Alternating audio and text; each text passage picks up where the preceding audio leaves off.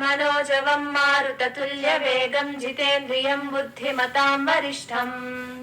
वातात्मजं वानरयूथमुख्यं श्रीरामदूतं शरणं प्रपद्ये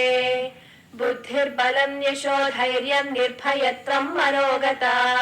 अजाड्यं वाक्पटुत्वं च हनुमत्स्मरणात् भवेत् प्रपन्नानुरागं प्रभाकाञ्चनाभं जगद्भीतिशौर्यं तुषाराद्रिधैर्यम्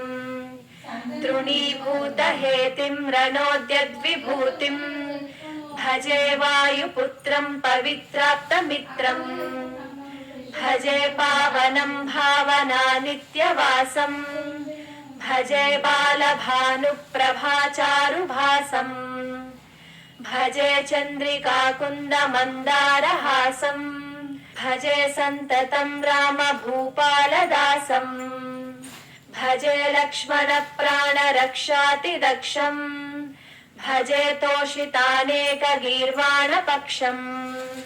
भजे घोरसङ्ग्रामसीमाहताक्षम् भजे रामनामातिसम्प्राप्तरक्षम्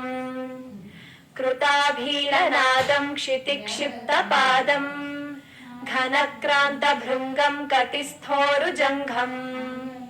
वियद्व्याप्तकेशं भुजाश्लेषितास्मम् जयश्री समेतं भजे रामदूतम् चलद्वालघातं भ्रमच्चक्रवालम् कठोराट्टहासं प्रभिन्नाब्जजाण्डम् महासिंहनादाद्विशीर्णत्रिलोकम् भजे चाञ्जनेयं प्रभुं वज्रकायम् रणे भीषणे मेघनादे सनादे सरोषे समारोपिते मित्रमुख्ये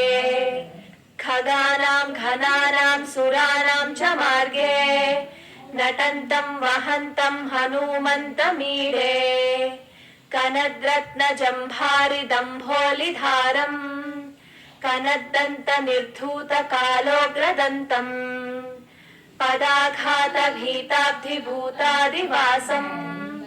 रणक्षोणिदक्षं भजे पिङ्गलाक्षम् महागर्भपीडां महोत्पातपीडां महारोगपीडां महातीव्रपीडाम् हरत्यासुते पादपद्मानुरक्तो नमस्ते कपिश्रेष्ठ रामप्रियो यः